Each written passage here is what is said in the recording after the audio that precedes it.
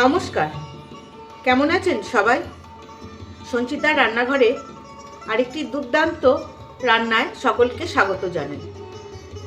আজকে আমি দেখাবো একটা মাছের প্রিপারেশন, কাঁচা ইলিশে লঙ্কা কাটা ঝোল। প্রথমে নিয়ে নিলাম কিছু ইলিশ মাছ, এর মধ্যে দিয়ে দিচ্ছি হলুদ। এই মাছটাকে আমি হলুদ লবণ দিয়ে খুব ভালো করে মেখে রাখবো। এবার মিক্সিতে আমি শুধু একটু কাঁচা লঙ্কা বেটে নেব। এটা হামাল দিস্তাতেও থেতো করে নেওয়া যায়, আমি একটু মিক্সিতেই বেটে নেব। এবার একটা বাটিতে অল্প একটু হলুদ আর পরিমাণ মতো লবণ দিয়ে একটু জল দিয়ে গুলে রেখে দেব। এবার রান্নাটা শুরু করব, সেই জন্য গ্যাস জ্বালিয়ে রোজের মতন বসিয়ে দিচ্ছি কড়াই। কড়াই খুব ভালো মতন গরম হয়ে গেছে। এবার দিয়ে দেব সর্ষের তেল। তেল খুব ভালো মতন গরম হয়ে গেছে। অল্প একটু লবণ ছিটিয়ে আমি একটা বেগুন এরকম 4 ফালা করে কেটে রেখেছি, এই বেগুনটা একটু ভেজে নেব। আমি বেগুনটার ওপর দিয়ে একটু হলুদ ছিটিয়ে দিচ্ছি, না হলে প্রচণ্ড ফুটছে। একটু হলুদ দিয়ে দিলে আর অতটা ফোটে না। বেগুনটা এপিট ওপিট সব ভাজা হয়ে গেছে, এবার আমি তুলে নিচ্ছি। এবার দিয়ে দেবো একটা ফোড়ন, কালো জিরে আর কাঁচা লঙ্কা। কালো জিরেটা ফুটে গিয়েছে, এবার দিয়ে দিচ্ছি কাঁচা লঙ্কা। কাঁচা লঙ্কা ভাজা গন্ধ বেরিয়ে গেছে, এবার এটা আমি তুলে নিচ্ছি। এবার এই তেলে দিয়ে দেবো হলুদ আর নুন, এই যে গুলে রেখেছি এটা। আর দিয়ে দিচ্ছি কাঁচা লঙ্কাটা, একটু বেটে নিলাম কাঁচা লঙ্কাটা, বাটি ধুয়ে জলটাও দিয়ে দিলাম। এবার খুব ভালো করে কষে নেব। আর এই ঝোলে দিয়ে দেবো অল্প একটু লঙ্কার গুঁড়ো।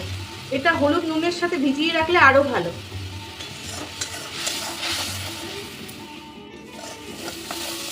মশলাটা বেশ কষে এসেছে, এবার এর মধ্যে একটু কাঁচা তেল দিয়ে আর একটু কষিয়ে নেব। একটু জল দিয়ে দিচ্ছি।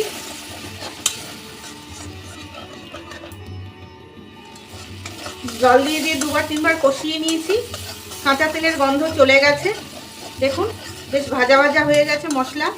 এবার দিয়ে দেবো গরম জল আর একটু দিচ্ছি। এবার ঝোলটা একটু ফুটতে দেব। ঝোল খুব ভালো মতন ফুটে গেছে। এবার এই কাঁচা মাছগুলো আমি ঝোলের মধ্যে দিয়ে দেবো। দিয়ে গ্যাসটা মিডিয়াম করে মাছটাকে সিদ্ধ হতে দেবো।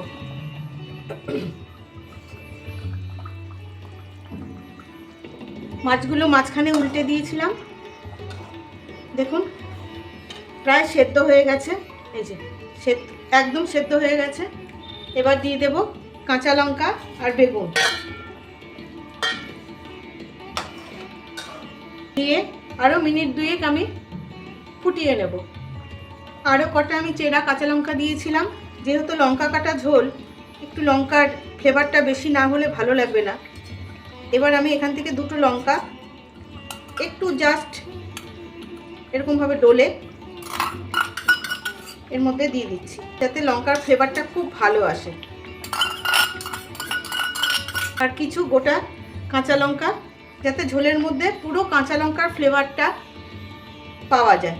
এই গ্যাস অফ করে আমি ঢেকে রেখে দেব 5 মিনিট। তৈরি হয়ে গেল কাঁচা ইলিশে লঙ্কা কাটা ঝোল। কেমন লাগলো আপনাদের জানাবেন, কিন্তু ভালো লাগলে অবশ্যই জানাবেন। তবে আজকের মতন আসি, ভালো থাকবেন সবাই।